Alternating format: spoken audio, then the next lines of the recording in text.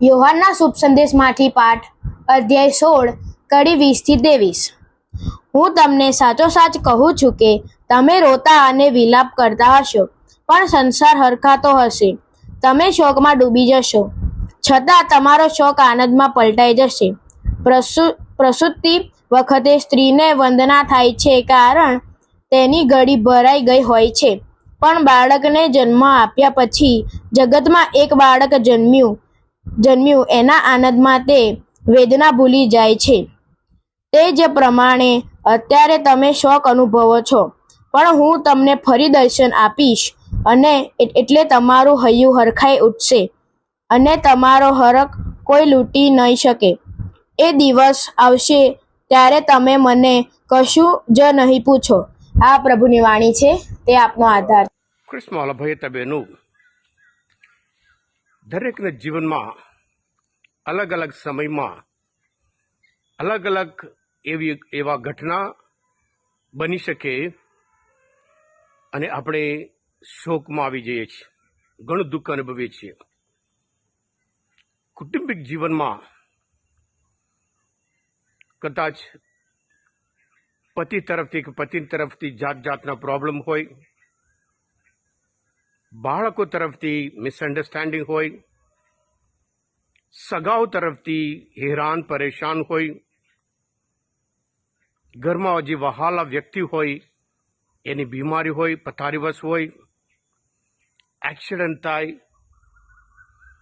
અને ઘરના એક મુખ્ય વ્યક્તિ મરણ પામે,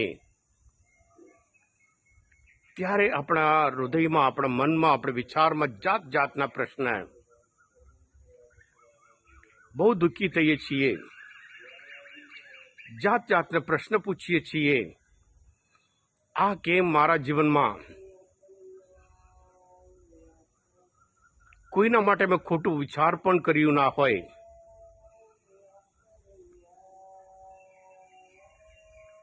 એમ કરીને વેદનામાં, દુઃખમાં, તણાવમાં આવી જઈએ છીએ.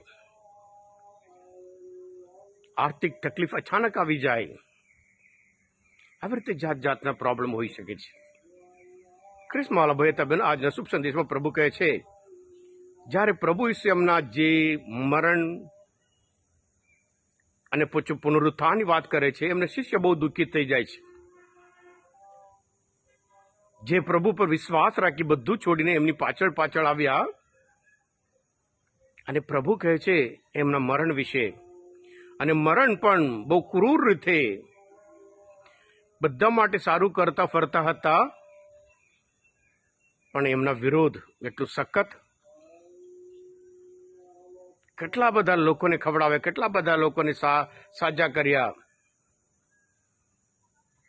પણ એમને આ થવાનું, એમ કરીને લોકો, એમના શિષ્ય બહુ દુઃખી થયા.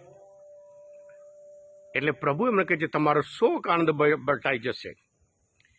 જ્યારે મારું મરણ થાય ત્યારે દુનિયા હરકાતો હશે. એમને લાગે બસ આ યુસને પૂરું કરી ખતમ કરી નાખ્યું છે. યોહાન ગ્રંથમાં 20મો અધ્યાય 20મી કલમમાં આપણે જોઈએ છીએ, મરણ પછી એમના શિષ્ય જ્યારે બારણું બંધ કરી ત્યાં રહેતા હતા, અને પ્રભુ ત્યાં એમની વચ્ચે આવીને ઉભા રહીને કહે છે, તમને શાંતિ હો.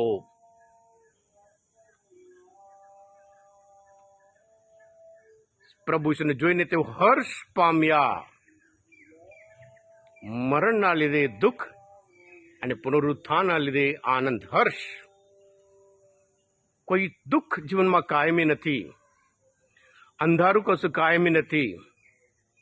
બધું જ પાસ થવાનું છે, પસાર થવાનું છે. જેવી રીતે સોનું અગ્નિમાં પડીને વધારે તેજસ્વી બને છે, એવી રીતે આ બધા અનુભવ દ્વારા આપણે વધારે તેજસ્વી બનીએ છીએ. બાઇબલના ઘણા બધા પાત્રોના જીવનમાં એટલું બધું દુઃખ. દાઉદ રાજા એટલા મહાન હતા, પોતાનું રાજ મહેલ છોડીને નાસી જવું પડ્યું, પોતાનો દીકરો પોતાના મિત્રના લીધે. અને એવી રીતે પ્રભુ ઈસુના જીવન પણ. એટલે પ્રભુ આપણને આશ્વાસન આપે છે, હિંમત આપે છે. ગેરંટી આપે છે તમારો શોક આનંદમાં પલટાઈ જશે. હા કૃષ્ણવાલા ભાઈ બહેનો, આ પ્રભુના શબ્દ આપણે બધા માટે એક આશ્વાસન આપે, હિંમત આપે, શક્તિ આપે છે. કોઈ પણ પ્રોબ્લેમ કરતા પણ ઈશ્વર બહુ મહાન છે. એટલે ઈશ્વર કોઈ પણ પરિસ્થિતિ બદલી કાઢી શકે છે. વિશ્વાસમાં દ્રઢ રહીએ, શ્રદ્ધામાં દ્રઢ રહીએ અને આશા રાખીએ આ પરિસ્થિતિ પસાર થશે અને આનંદનું પરિસ્થિતિ ચોક્કસ આવશે.